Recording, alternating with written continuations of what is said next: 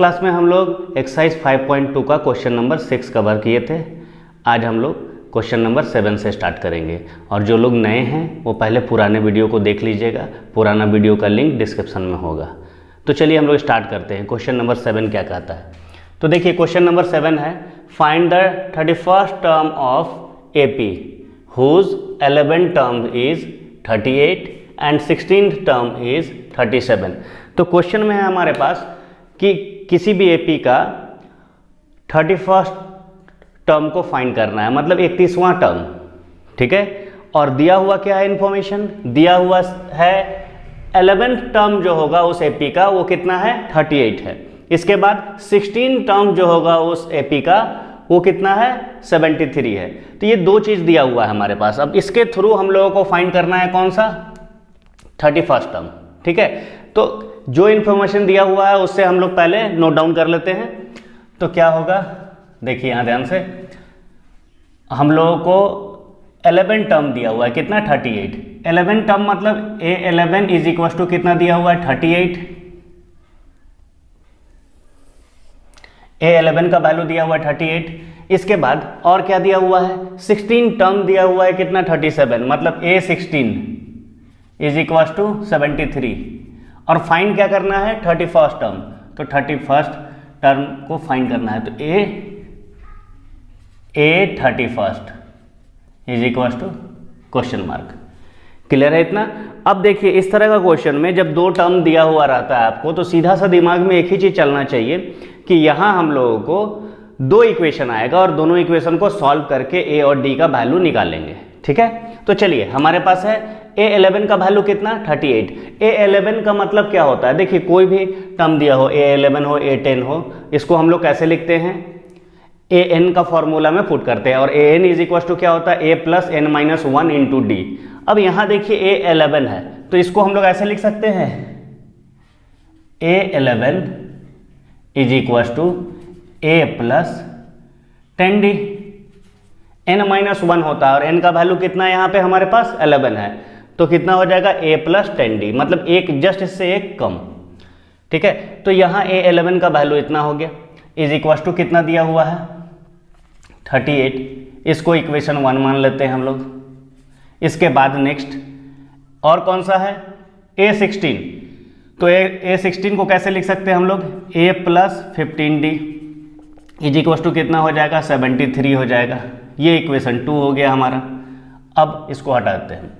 तो जब इक्वेशन 1 आ गया हमारे पास, इक्वेशन 2 आ गया, तो हम लोगों को क्या करना है इसको सॉल्व करना है। और सॉल्व करने का तरीका क्या होता है, बस इन दोनों को सब्सट्रैक्ट कर दीजिए। तो लिख दीजिएगा यहाँ पे एक लाइन कि सब्सट्रैक्ट इक्वेशन 1 एंड इक्वेशन 2, ठीक है, या फिर सब्सट्रैक्ट इक्वेशन 2 फ्रॉम इक्वेशन 1। तो चलिए हम लोग सब्सट्रैक्ट करते हैं। सब्सट्रैक्ट करने का तरीका क्या होता है, यहाँ जैसे कि साइन को चेंज करेंगे हम लोग। सबसे पहला एक ऐसा है प्लस में है तो इसको क्या कर दिया माइनस, ये भी प्लस में है तो इसको माइनस, और इसके बाद यहाँ भी प्लस में है तो इसको क्या किए माइनस किए, ठीक है।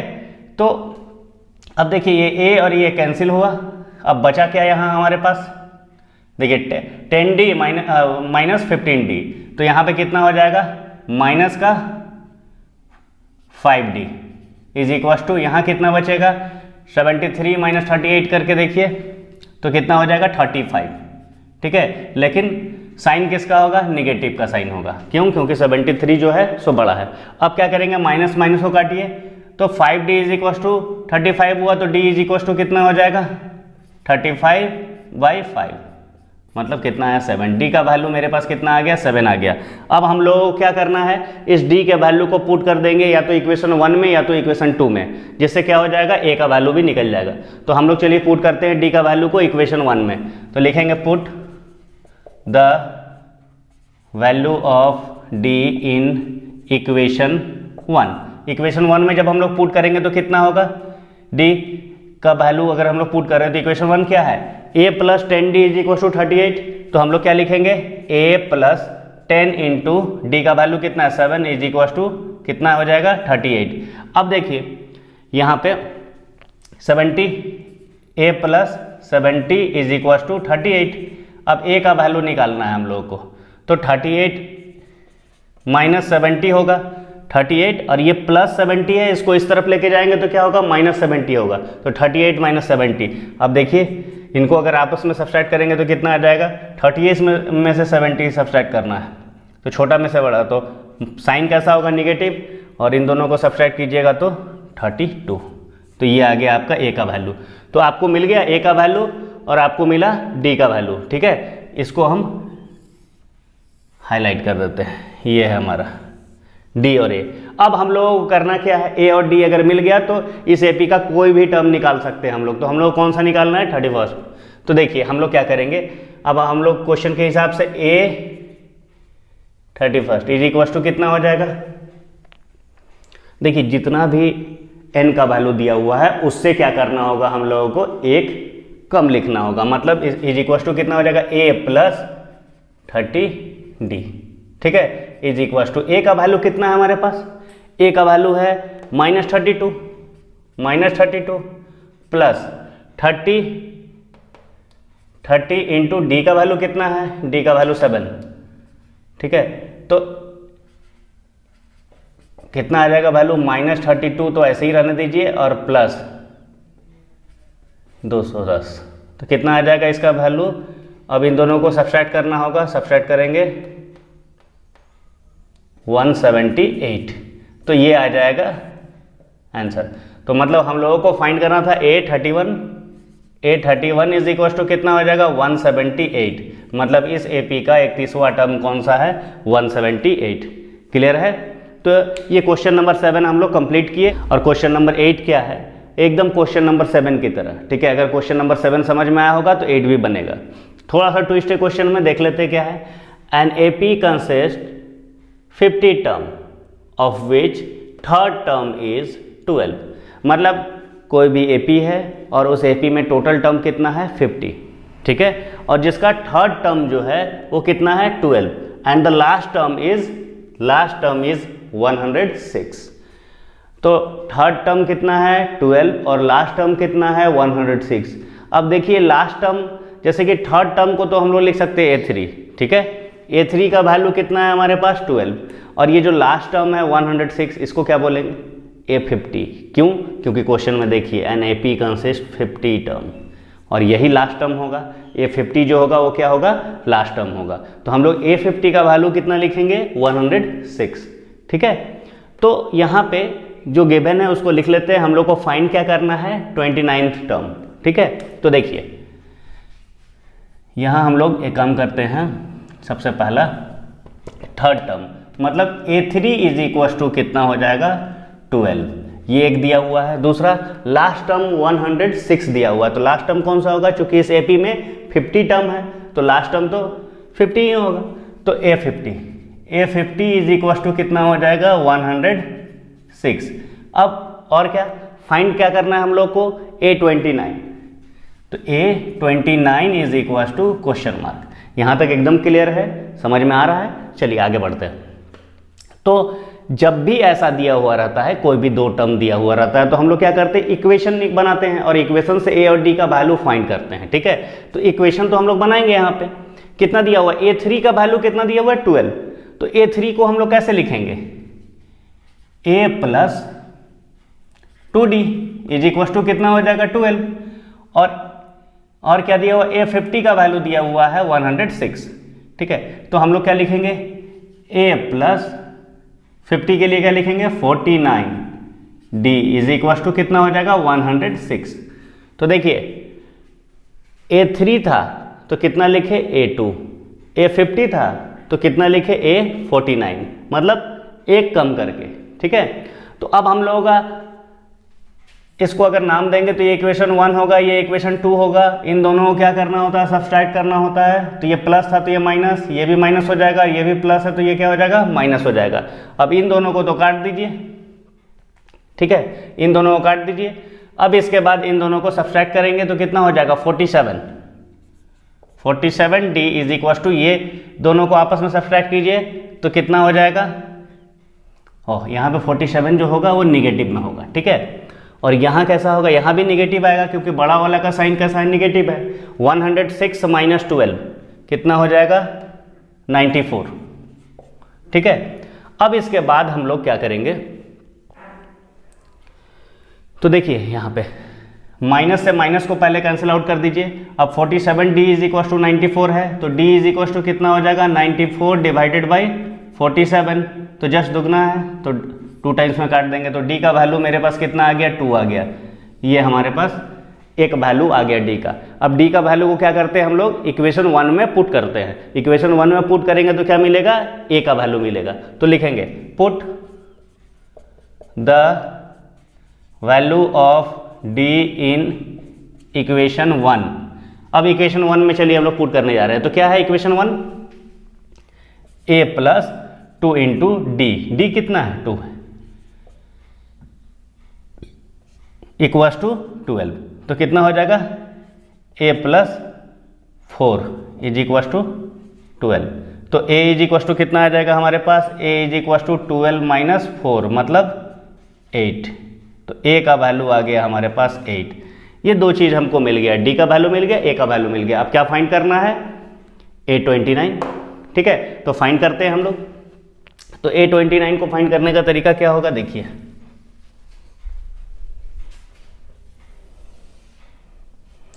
तो यहां हम लोग सबसे पहला लिखते हैं a29 इज इक्वल टू, देखिए हम फॉर्मूला भी लिख देते हैं, ठीक है, क्या हो जाएगा a plus 29 minus 1 into D, 29 minus 1 into D, तो ये हो गया। तो a29 का वैल्यू कितना आ जाएगा, a का वैल्यू कितना है हमारे पास, तो देखिए a हम लोग चूंकि निकाले हैं यहाँ पे, यहाँ लिख देते हैं a निकाले हैं, तो a का वैल्यू कितना है 8, तो हम लोग क्या लिखेंगे 8 प्लस, अब क्या है 29 माइनस 1 कितना हो जाएगा 28, तो यहाँ हम लोग लिख सकते हैं 28 इंटू डी का वैल्यू कितना होगा 2, डी का वैल्यू हो गया 2, तो a29 का वैल्यू हो गया 8 प्लस 56, तो a29 का वैल्यू कितना आ जाएगा हमारे पास 56 और 8 64, तो ये आ गया हमारा जो क्वेश्चन में पूछा गया था,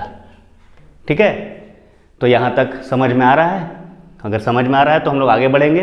तो हम लोग क्वेश्चन नंबर 8 अब सॉल्व करते हैं, ठीक है। क्वेश्चन नंबर 8 क्या कहता है, इसको देख लीजिए। If the third and the 9th term of an AP are 4 and -8, ठीक है, मतलब क्या कह रहा है कि थर्ड टर्म जो है एपी का वो कितना है 4 और 9th टर्म जो है वो कितना है -8, तो which term of this AP is 0, इस एपी का कौन सा टर्म जो है वो 0 है, ठीक है। तो वो हम लोग को टर्म फाइंड करना, मतलब जब भी टर्म फाइंड करने का बात कहे तो क्या फाइंड करना है, n फाइंड करना है, ठीक है। और देखिए एक चीज और आपको बतलाए हैं, जब भी दो टर्म दिया हुआ हो तो क्या करते हैं, दो इक्वेशन बनाते हैं और a और d का वैल्यू फाइंड करते हैं, और जब a और d का वैल्यू मिल जाएगा तब आगे का काम करेंगे। तो चलिए पहला कौन सा टर्म दिया हुआ है, थर्ड टर्म, मतलब a3 इज इक्वल टू कितना दिया हुआ है, फर्स्ट वाला कितना है 4, और दूसरा 9th टर्म मतलब a9 इज इक्वल टू कितना दिया हुआ है -8, ठीक है। और अब हम लोगों को फाइंड करना है क्या, कौन सा टर्म 0 है, मतलब n is equal to question mark, ये फाइंड करना है। तो चलिए हम लोग सबसे पहला a3 से एक इक्वेशन बनाते हैं, तो क्या होगा a plus 2d is equal to कितना हो जाएगा 4, और इसके बाद से a9 से एक इक्वेशन बनाते हैं, कितना हो जाएगा a प्लस 9 है तो कितना हो जाएगा 8d इज इक्वल टू -8, ये इक्वेशन 1 हो गया, ये इक्वेशन 2 हो गया, दोनों को सब्सट्रैक्ट करेंगे तो यहाँ प्लस का माइनस, ये माइनस का प्लस, ठीक है। यहाँ तक क्लियर है। तो अब देखिए हम लोग क्या करेंगे, ये a और a कैंसिल होगा, ठीक। अब यहाँ इन दोनों को सब्सट्रैक्ट करेंगे तो कितना आएगा, देखिए 8 है 2 है, कितना हो जाएगा 6, तो यहाँ हम लोग लिख लेते हैं माइनस का 6d इज इक्वल टू, यहाँ कितना हो जाएगा 8 और 4 12, ठीक है। तो 8 और 4 12 हमारे पास, इसको लिख लिया 12। तो d का वैल्यू अगर निकालना है तो कितना आ जाएगा, तो d का वैल्यू आ जाएगा 12/6, वो भी माइनस में क्योंकि ये माइनस था, अब ये 2 टाइम्स में कटा, मतलब d का वैल्यू कितना आ गया, यहाँ लिख लेते हैं d इज इक्व टू 2 और माइनस का साइन दे दिए, मतलब -2 हुआ d का वैल्यू। क्लियर है इतना। अब d का वैल्यू को क्या करेंगे, इक्वेशन 1 में पुट करेंगे। तो इक्वेशन 1 में पुट करते हैं, put the value of d in equation 1। तो जब इक्वेशन 1 में पुट करेंगे तो क्या दिया हुआ है, देखिए a प्लस 2d, लिखेंगे a प्लस 2d, मतलब 2 इंटू डी का वैल्यू कितना है, -2 इज इक्वल टू 4। तो कितना हो जाएगा, a प्लस क्या, इसको माइनस कर दीजिए, प्लस और माइनस क्या हो जाएगा, -4, 2 इंटू 2 4 इज इक्वल टू 4। अब a का वैल्यू कितना हो जाएगा, a इज इक्वल टू, ये 4 इस तरफ आएगा तो -4 है तो क्या हो जाएगा, इसके साथ +4 हो जाएगा, तो 4 + 4 8, मतलब 2 वैल्यू हमारा मिल गया। क्या क्या मिला, d का वैल्यू -2 और a का वैल्यू 8। अब हम लोग को क्या करना है, सीधा सा काम, अब हम लोग n फाइंड करने का कोशिश करेंगे। क्वेश्चन में दिया हुआ है कि हम लोग को फाइंड करना है कि इस AP का कौन सा टर्म 0 है। तो हम लोग मान लेंगे कि an टर्म जो है वो क्या होगा, 0 होगा। तो let an is equal to 0। जब an को 0 माने तो an का फॉर्मूला हम लोगों को पता है, क्या लिखते हैं an का फॉर्मूला, तो an इज इक्वल टू क्या होता है, a plus n-1 into D. तो an का वैल्यू कितना है, 0। तो पहले हम लोग इसको लिखते हैं इधर, ठीक है। देखिए इस इक्वेशन को आप ऐसे भी लिख सकते हैं ना, इज इक्वल टू an, ठीक। अब हम लोग इसको लिखेंगे, a का वैल्यू कितना है हमारे पास, 8, a का वैल्यू है 8, तो हम लोग लिखेंगे 8 प्लस n-1, चूंकि n का वैल्यू तो पता है नहीं तो हम लोग को डायरेक्ट लिखना होगा n-1 इंटू में d का वैल्यू कितना है, -2 into -2 is equal to n का वैल्यू कितना है हमारे पास, 0 है, यहाँ गिवन में लिख भी लीजिएगा, n इज इक्वल टू 0, ठीक है। मतलब ये है कि इस AP का कौन सा टर्म 0 है। तो हम लोग क्या किए, टर्म का तो पता नहीं, तो हम लोग क्या किए, an is equal to 0, an term, मतलब n कुछ भी हो सकता है, 5 टर्म हो सकता है, 6 टर्म हो सकता है, 8 टर्म हो सकता है, 10 टर्म हो सकता है, ठीक है। तो an इज इक्वल टू क्या लिखे हम लोग, 0।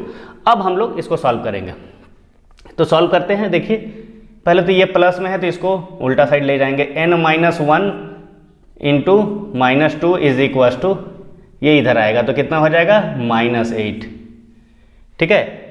अब ये माइनस को भूल जाइए, ऐसा यहाँ लगाते हैं, इंटू होगा तो माइनस, निगेटिव साइन आएगा, तो ये माइनस से ये माइनस कट जाएगा, ठीक है। अब क्या है, n-1 इंटू में है 2 तो इसको इधर भेजेंगे डिवाइड में, इंटू का उल्टा क्या हो जाएगा, डिवाइड, तो 8/2 मतलब 4।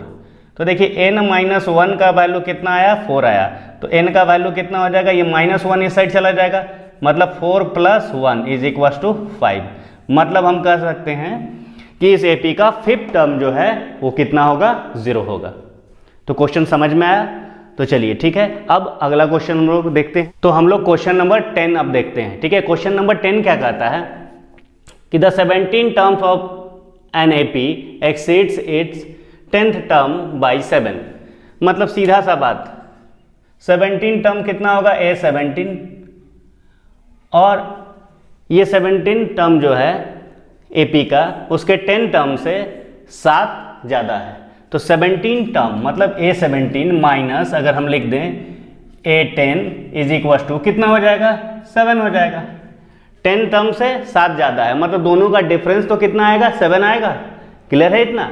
तो अब हम लोग क्वेश्चन को सॉल्व करके देखते हैं। क्या करना है, इसमें फाइंड करना है कॉमन डिफरेंस, ठीक है, मतलब कॉमन डिफरेंस निकालना है। तो हम लोग कैसे फाइंड करेंगे, तो जब भी इस तरह का कोई भी टर्म दिया हुआ रहता है उसका फॉर्मूला लिखते हैं। तो A17 इज इक्वल टू कितना हो जाएगा, A + 16D, ठीक है, माइनस A10 कितना हो जाएगा, A + 9D, और इन दोनों का डिफरेंस कितना है, 7 है। तो चलिए इसको सॉल्व करते हैं। A + 16D और ये माइनस से मल्टीप्लाई होगा तो -A और फिर plus minus -9D is equal to 7 हो जाएगा। A से A कैंसिल हो गया। अब इन दोनों का डिफरेंस कितना होगा, 7D। 7D is equal to कितना हो जाएगा, 7। तो d का वैल्यू कितना हो जाएगा 7/7 मतलब 1। तो कॉमन डिफरेंस हमारा कितना आया 1 आया।